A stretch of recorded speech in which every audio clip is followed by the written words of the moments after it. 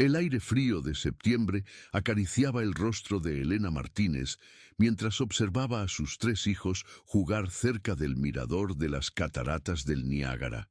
Carlos, Lucía y Miguel, de apenas 7 años, correteaban con la energía inagotable propia de la niñez, ajenos a la belleza imponente de aquella maravilla natural que rugía a pocos metros de distancia. «¡No se alejen demasiado!», gritó Elena, frotándose los brazos para combatir el frío. Su esposo, Ricardo, había ido a buscar café para ambos, prometiendo regresar en minutos. La familia Martínez, originaria de Barcelona, había ahorrado durante años para este viaje a Norteamérica, un sueño largamente postergado que finalmente se había materializado. El rugido ensordecedor del agua caía como un telón de fondo mientras Elena revisaba las fotografías en su cámara digital, una Kodak recién comprada especialmente para la ocasión. Cuando levantó la vista, sintió que el corazón se le paralizaba en el pecho. Sus hijos ya no estaban donde los había visto por última vez. Carlos, Lucía, Miguel.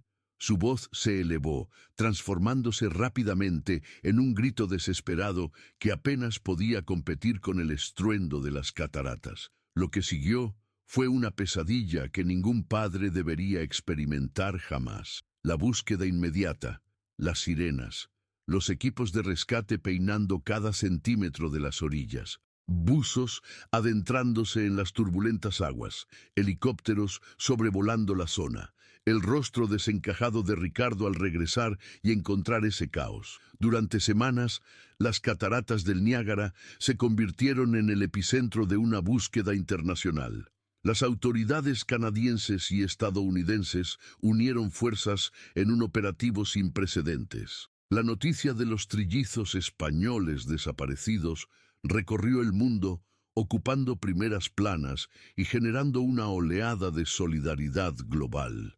Pero a medida que los días se convertían en semanas y las semanas en meses, la esperanza comenzaba a desvanecerse. Las teorías eran variadas y dolorosas. Un accidente, un secuestro, una fuga, cada posibilidad más desgarradora que la anterior. Un año después del incidente, Elena y Ricardo regresaron a Barcelona con 3 urnas simbólicas. No había cuerpos, solo ausencia. En su apartamento de l'Eixample, 3 habitaciones permanecieron intactas, como si el tiempo se hubiera detenido aquel fatídico 15 de septiembre de 2001. «Algún día sabremos qué pasó», susurraba Elena cada noche, aferrada a un osito de peluche que había pertenecido a Lucía. «Algún día tendremos respuestas». Lo que Elena no podía imaginar es que tendría que esperar casi 2 décadas para que las aguas del Niágara comenzaran a revelar sus secretos. Toronto, 2020.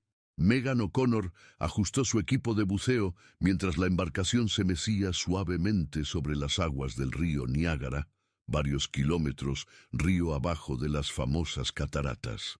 A sus 34 años, esta bióloga marina dedicaba gran parte de su tiempo libre a documentar los efectos de la contaminación en los ecosistemas acuáticos de la región. 30 minutos, no más, le recordó su compañero de buceo, Dave. «La corriente está fuerte hoy». Megan asintió y se sumergió en las frías aguas. La visibilidad no era óptima, pero suficiente para su trabajo. Con su cámara submarina, fotografiaba metódicamente los cambios en la flora acuática cuando un destello inusual captó su atención. Entre las rocas del lecho del río, parcialmente enterrado en el sedimento, un objeto brillaba de manera antinatural. Megan nadó hacia él y con cuidado lo extrajo del fango. Era un anillo de oro, un anillo infantil. Ya en la superficie, Megan examinó su hallazgo bajo la luz del sol. Era pequeño, claramente diseñado para el dedo de un niño, y tenía una inscripción en su interior: Carlos M. 150901. «¿Encontraste algo interesante?», preguntó Dave al notar su expresión concentrada. «No estoy segura», respondió Megan, recordando vagamente una historia que había escuchado en su infancia, «pero creo que debemos entregar esto a las autoridades». Esa misma tarde, en la estación de policía de Niagara Falls, el sargento William Turner examinaba el anillo con una lupa. Carlos M., 15 de septiembre de 2001, murmuró pensativo. Me resulta familiar. Tras una búsqueda en la base de datos, el rostro del oficial palideció. Dios mío, es uno de los trillizos Martínez. El caso de los trillizos desaparecidos había sido uno de los misterios no resueltos más dolorosos en la historia de las cataratas. Para muchos oficiales veteranos como Turner, representaba una herida abierta, un recordatorio de sus propios límites frente a la inmensidad de la naturaleza. Necesito hacer algunas llamadas, dijo Turner, levantándose abruptamente. Este hallazgo podría reabrir el caso. Mientras tanto, en Barcelona, Elena Martínez, ahora con 56 años, preparaba la cena en el mismo apartamento que había compartido con Ricardo hasta su separación en 2010, incapaces de sobrellevar juntos el peso de la pérdida. Los años habían suavizado su dolor, transformándolo en una presencia constante pero tolerable. El teléfono sonó, interrumpiendo el silencio. Señora Martínez, habla el inspector Turner de la policía de Niagara Falls, Canadá. El corazón de Elena dio un vuelco. Después de tantos años, las llamadas internacionales ya no la sobresaltaban como antes, pero algo en la voz del oficial, una mezcla de profesionalismo y emoción contenida, la hizo aferrarse al borde de la mesa. Hemos encontrado algo que podría estar relacionado con sus hijos. Elena cerró los ojos. 19 años de espera, 19 años de preguntas sin respuesta. Y ahora, cuando ya casi había aprendido a vivir con la incertidumbre, el pasado regresaba como una ola inesperada. ¿Qué han encontrado?, preguntó con voz quebrada. Un anillo, con el nombre de Carlos y la fecha del incidente. Una lágrima silenciosa rodó por la mejilla de Elena. Recordaba perfectamente aquellos anillos, un regalo de su madre para los trillizos en su 7º cumpleaños, apenas 2 meses antes del viaje. 3 anillos idénticos, cada uno con el nombre de su portador. Voy para allá, respondió sin dudar. Necesito ver ese anillo. Mientras colgaba, sus ojos se posaron en la fotografía enmarcada sobre la estantería. 3 rostros idénticos sonriendo a la cámara, con las cataratas del Niágara como telón de fondo. La última imagen de sus hijos. Después de 19 años, las aguas habían comenzado a hablar. El avión aterrizó en el Aeropuerto Internacional de Toronto bajo un cielo plomizo que amenazaba tormenta. Elena observó por la ventanilla las gotas de lluvia que comenzaban a golpear el cristal, un reflejo perfecto de la tormenta emocional que sentía en su interior. Ricardo la esperaba en la terminal, con el cabello ahora completamente gris y nuevas arrugas surcando su rostro. Se habían mantenido en contacto mínimo durante los años tras su separación, principalmente para asuntos relacionados con la fundación que habían creado en memoria de sus hijos, dedicada a la seguridad infantil en zonas turísticas. Gracias por venir, dijo Elena, abrazándolo brevemente. Son nuestros hijos, respondió él simplemente. El trayecto hasta Niagara Falls transcurrió en un silencio cargado de recuerdos y preguntas. Ambos habían recorrido caminos separados para procesar su dolor. Elena se había sumergido en el trabajo como profesora de primaria, encontrando consuelo en ayudar a otros niños. Ricardo había abandonado su carrera como arquitecto para dedicarse a la fotografía, capturando la belleza fugaz del mundo que una vez había compartido con su familia. En la comisaría, el inspector Turner los recibió con respetuosa solemnidad. Sobre su escritorio, una pequeña caja de evidencias contenía el anillo, ahora limpio y brillante bajo la luz fluorescente. Con manos temblorosas, Elena lo tomó.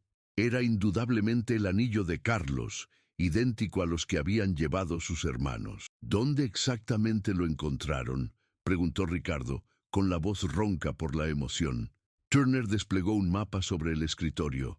Aquí, señaló un punto en el río. varios kilómetros río abajo de las cataratas. Dillot descubrió una buceadora que estaba realizando un estudio ambiental. Después de tanto tiempo, murmuró Elena, cerrando el puño alrededor del anillo. ¿Qué significa esto? ¿Hay restos? No hemos encontrado nada más, respondió Turner con honestidad. Pero este hallazgo nos da una nueva línea de investigación. Con su permiso, nos gustaría organizar una búsqueda más exhaustiva en esa zona. Por supuesto, asintió Ricardo. Podemos conocer a la persona que lo encontró. Esa tarde, en una cafetería cercana a las cataratas, Megan O'Connor relataba su descubrimiento a los Martínez. La joven bióloga había investigado el caso tras entregar el anillo, conmovida por la historia de la familia española. Lo siento mucho por su pérdida, dijo Megan, observando cómo Elena acariciaba el anillo que ahora colgaba de una cadena alrededor de su cuello. Y debe ser muy difícil revivir todo esto. Nunca dejamos de buscar respuestas, respondió Ricardo, aunque aprendimos a vivir con la incertidumbre. Megan, intervino Elena, ¿podrías llevarnos al lugar exacto donde lo encontraste? La bióloga intercambió una mirada con Turner, quien había insistido en acompañarlos. Es peligroso acercarse demasiado al agua, especialmente con la temporada de lluvias. Hemos esperado 19 años, interrumpió Elena con firmeza. Necesitamos ver ese lugar. Al día siguiente, bajo un cielo parcialmente despejado, la pequeña embarcación se mecía sobre las aguas del río Niágara. Elena observaba la orilla con ojos escrutadores, como si cada roca, cada árbol, pudiera contener una pista sobre el destino de sus hijos. Fue aquí, indicó Megan, señalando una zona cercana a la orilla donde grandes rocas emergían del agua. Entre esas piedras, Ricardo, quien había traído su cámara, comenzó a fotografiar metódicamente el área, capturando cada detalle desde múltiples ángulos, como si a través del lente pudiera ver algo que escapaba al ojo desnudo. Elena, mientras tanto, se acercó a la barandilla, sintiendo la brisa húmeda en su rostro. Cerró los ojos, permitiéndose imaginar por un momento que sus hijos habían estado allí, que de alguna manera imposible, Carlos, Lucía y Miguel habían dejado una señal para que ella la encontrara. Fue entonces cuando lo vio, un destello metálico entre las rocas de la orilla, parcialmente visible durante el breve retroceso de una ola. ¡Allí!, gritó señalando frenéticamente. ¡Hay algo allí! Turner y Megan siguieron su mirada. La bióloga, acostumbrada a observar detalles en el agua, fue la primera en confirmarlo. Tiene razón, hay algo metálico entre esas rocas. Mientras la embarcación se acercaba cuidadosamente, Elena sentía que el tiempo se ralentizaba. 19 años condensados en este momento, en este hallazgo que podría significarlo todo o nada. Lo que encontraron, semienterrado entre las rocas y protegido del flujo principal de la corriente, era una pequeña caja metálica, del tipo que se usa para guardar tesoros infantiles. Estaba oxidada y abollada, pero milagrosamente cerrada, preservando su contenido de las aguas del Niágara durante casi 2 décadas. Con manos temblorosas, Turner la recogió y la colocó en una bolsa de evidencia. «La abriremos en un entorno controlado», explicó ante las miradas ansiosas de los Martínez. 3 horas después, en un laboratorio de la policía local, un técnico abría cuidadosamente la caja bajo la atenta mirada de Elena, Ricardo, Turner y Megan. El interior estaba sorprendentemente seco, y lo que contenía hizo que Elena se llevara una mano a la boca, ahogando un sollozo. 3 pequeñas figuras de acción, del tipo que sus hijos coleccionaban obsesivamente. Un mapa dibujado a mano con trazos infantiles, que parecía representar un camino desde las cataratas hasta algún lugar desconocido. Y una nota, escrita con la letra temblorosa de un niño: «Si encuentras esto, por favor ayúdanos. Estamos siguiendo el río». La firma al pie de la nota, con 3 nombres, confirmaba lo impensable. Carlos, Lucía y Miguel no habían perecido inmediatamente en las cataratas. De alguna manera, Habían sobrevivido lo suficiente para dejar este mensaje. Elena y Ricardo se miraron, unidos nuevamente por una chispa de esperanza que creían extinguida hacía mucho tiempo. Estaban vivos, susurró Elena, con lágrimas rodando por sus mejillas. Al menos después de la caída, estaban vivos. Y dejaron un mapa, añadió Ricardo, estudiando el dibujo infantil. Estaban tratando de llegar a algún lugar. Turner, visiblemente conmovido pero manteniendo su profesionalismo, asintió gravemente. «Esto cambia todo», declaró. «Necesitamos reabrir oficialmente la investigación». Mientras Elena sostenía la nota contra su pecho, una certeza crecía en su interior. La historia de sus hijos no había terminado aquel día en las cataratas, y ella no descansaría hasta descubrir qué había sucedido realmente con los trillizos Martínez. La noticia del hallazgo se extendió rápidamente. Lo que había comenzado como una búsqueda discreta se transformó en un operativo a gran escala cuando los medios internacionales retomaron la historia de los trillizos españoles. 19 años después, el caso volvía a captar la atención mundial. Elena y Ricardo establecieron un centro de operaciones en un pequeño hotel cercano a las cataratas.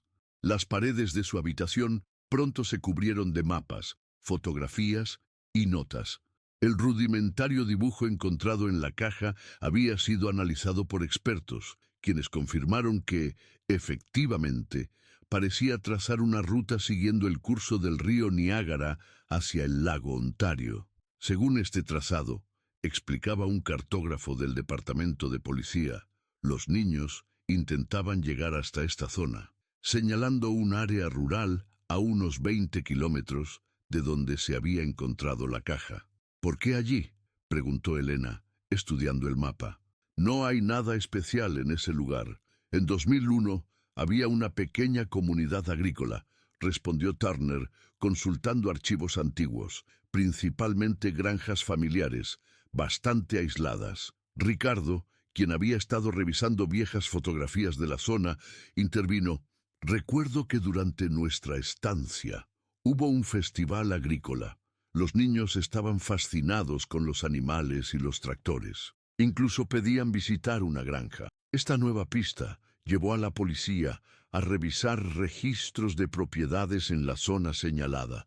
Mientras tanto, Elena y Ricardo, acompañados por Megan, decidieron recorrer el posible camino que sus hijos habrían seguido, buscando cualquier señal que pudieran haber dejado. El trayecto junto al río era difícil, con terreno irregular y zonas de densa vegetación. «Es casi imposible que 3 niños de 7 años pudieran recorrer esta distancia solos», comentó Megan, ayudando a Elena a sortear un tramo particularmente escarpado. «A menos que alguien los ayudara», respondió Ricardo, capturando con su cámara detalles del paisaje. Esa posibilidad que alguien hubiera encontrado a los niños y, en lugar de contactar a las autoridades, los hubiera llevado consigo, habría un nuevo y perturbador escenario. ¿Secuestro?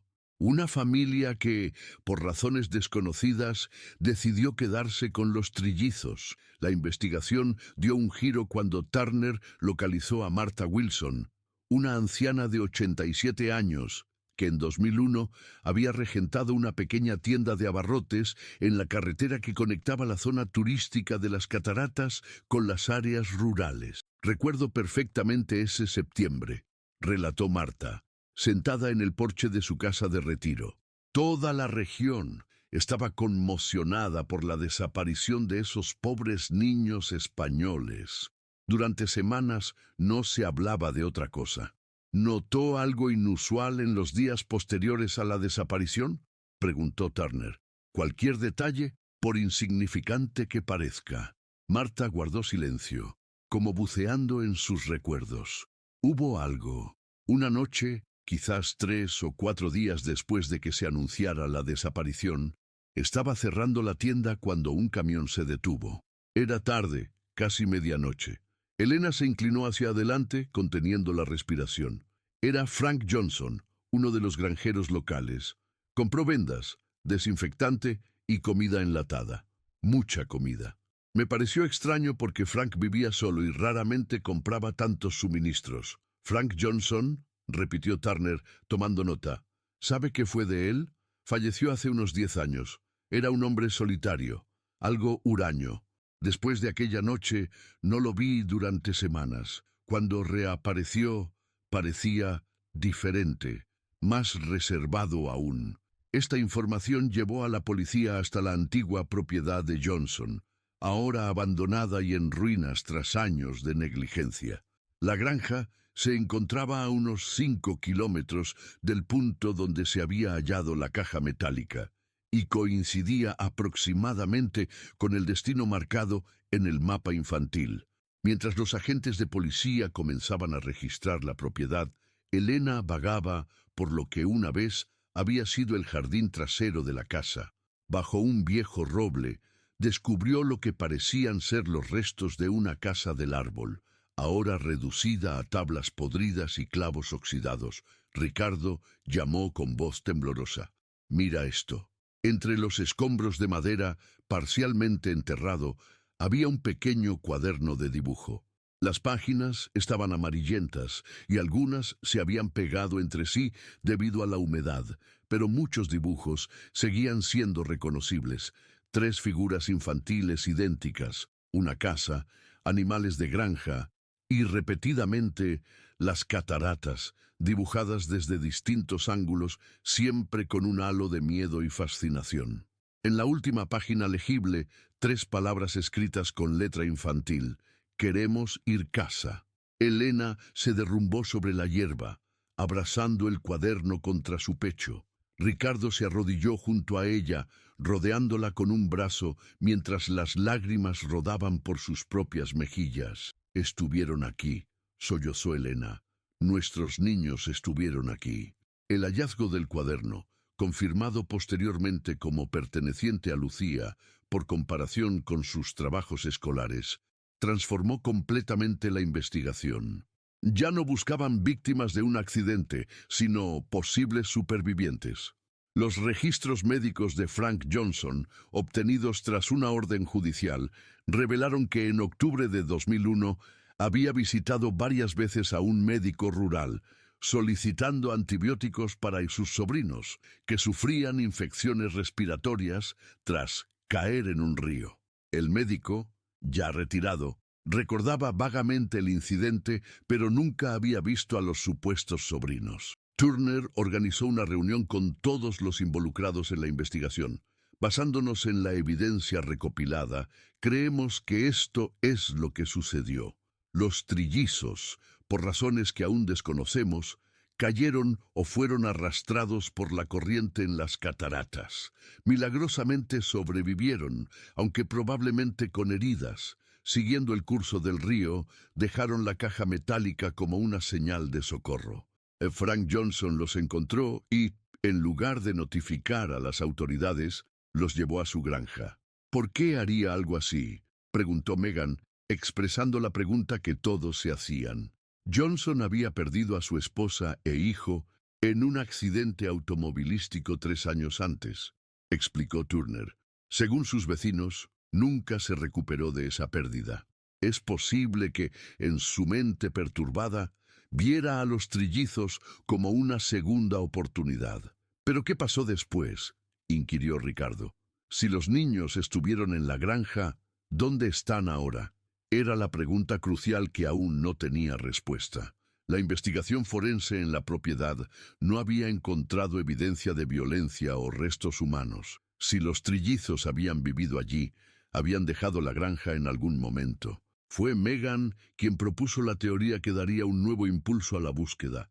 ¿Y si Johnson se dio cuenta de que no podía mantener a 3 niños en secreto eternamente, especialmente a niños que eran buscados internacionalmente?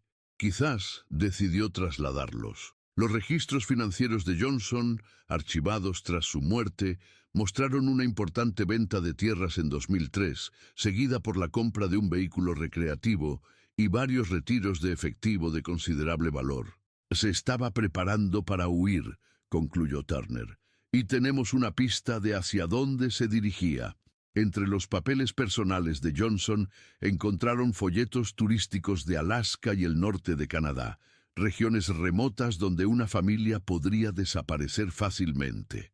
Elena y Ricardo se miraron, una nueva determinación brillando en sus ojos cansados. La búsqueda no había terminado. De hecho, apenas comenzaba realmente. Nuestros hijos podrían estar vivos, dijo Elena, su voz quebrada pero firme. En algún lugar del norte, nuestros niños podrían estar vivos. Yellowknife, territorios del noroeste, Canadá. La pequeña avioneta aterrizó en la pista cubierta de nieve, bajo un cielo de un azul tan intenso que hería la vista. Elena observó por la ventanilla el paisaje blanco y desolado, tan diferente de su Barcelona natal. A sus 56 años, nunca había imaginado que se encontraría en uno de los lugares más remotos de Norteamérica, siguiendo el rastro de una esperanza que se negaba a morir. 3 meses habían pasado desde el hallazgo del anillo. 3 meses de investigación incansable que los había llevado hasta esta región ártica, siguiendo el rastro de Frank Johnson y 3 misteriosos sobrinos que habían llegado con él en 2004. Ricardo la esperaba en la terminal, frotándose las manos enguantadas para combatir el frío extremo. Desde la reapertura del caso, habían establecido una tregua en sus diferencias, unidos nuevamente por un propósito común.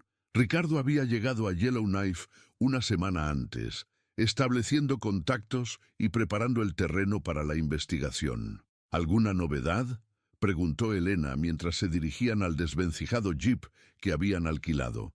Encontré a alguien que conoció a Johnson, respondió Ricardo, poniendo en marcha el vehículo. Una mujer que regentaba la única tienda en un poblado a unas 50 millas de aquí. Dice que recuerda a un hombre mayor con 3 adolescentes que pasaron por allí varias veces entre 2004 y 2009.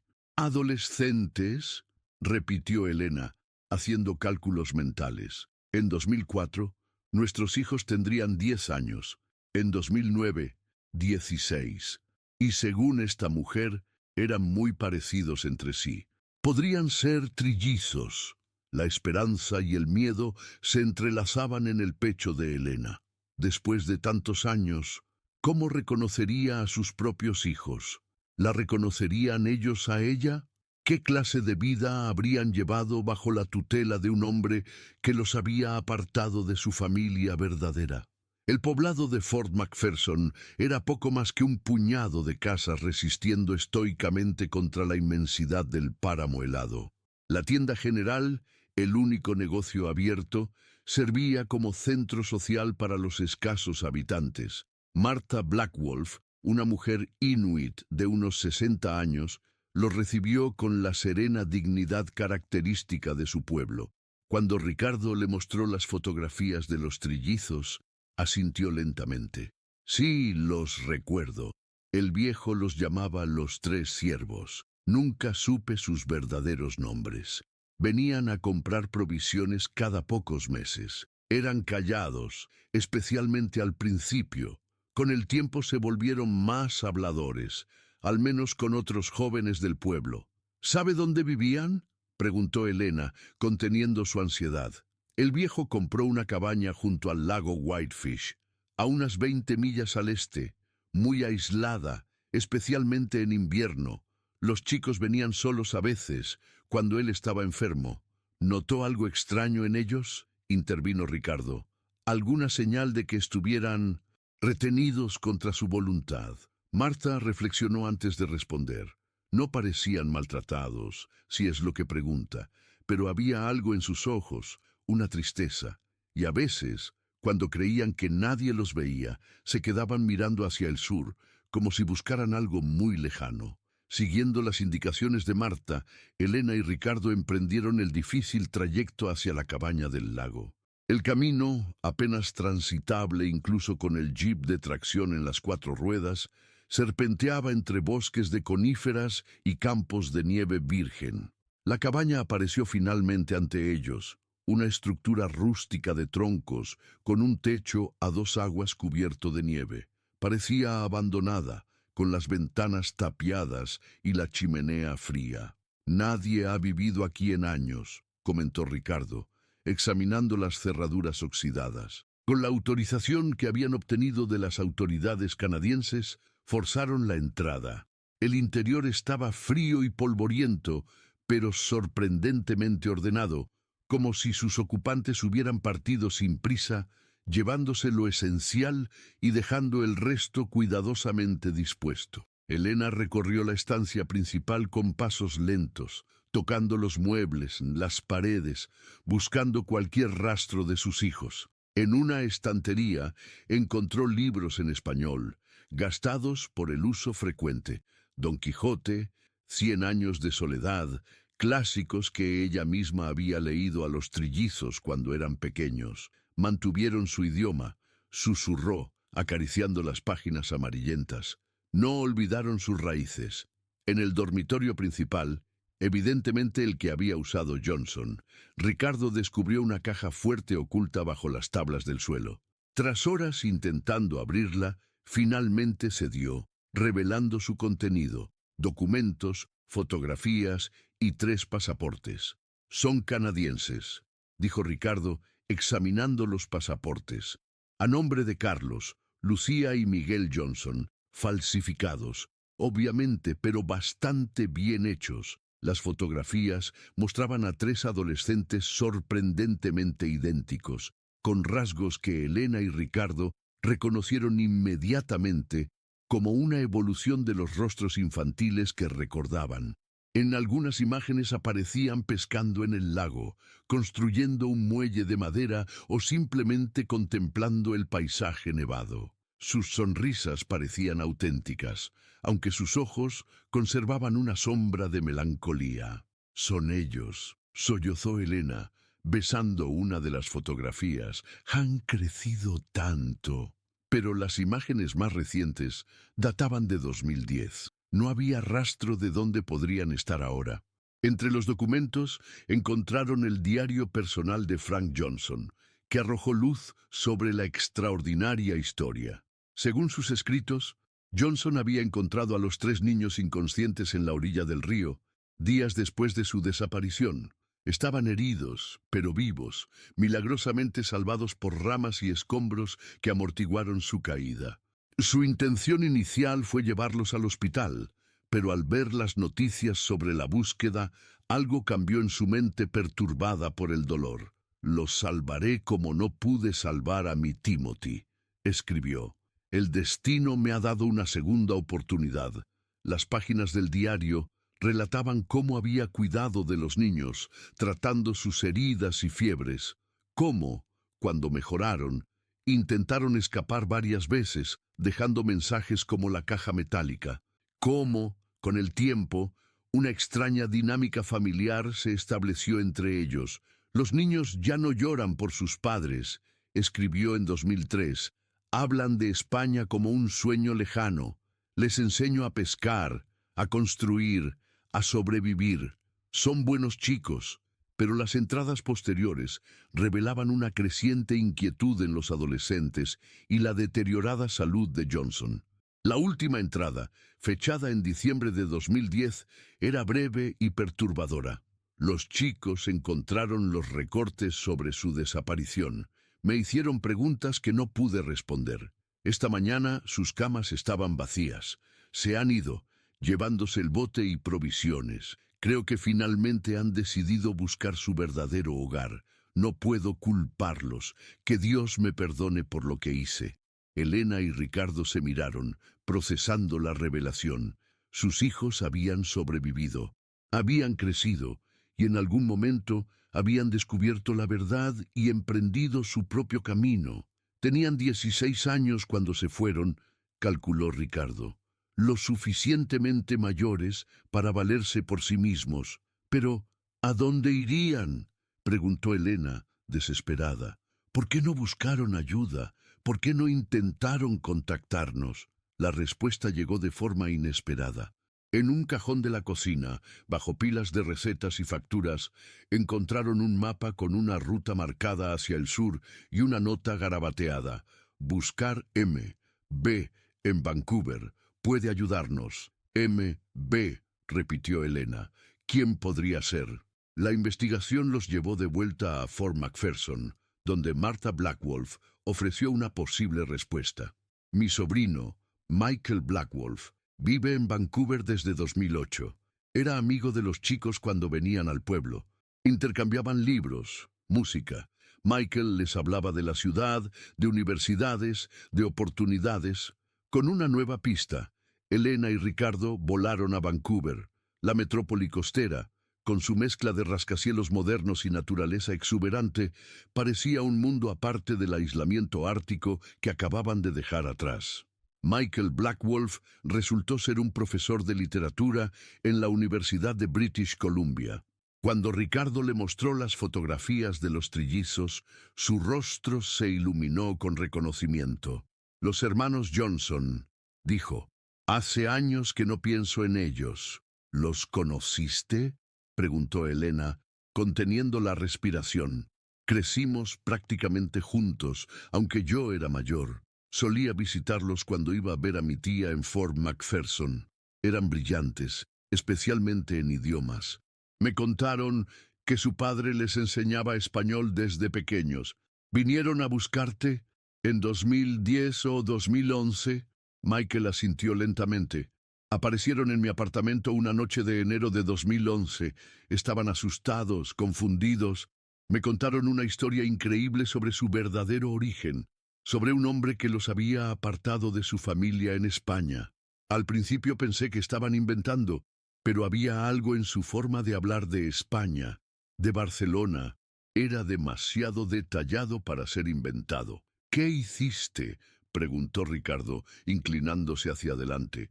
Les ofrecí quedarse conmigo mientras averiguábamos qué hacer. Estaban indecisos sobre contactar a las autoridades. Temían las consecuencias legales para ellos, para Johnson, incluso para ustedes.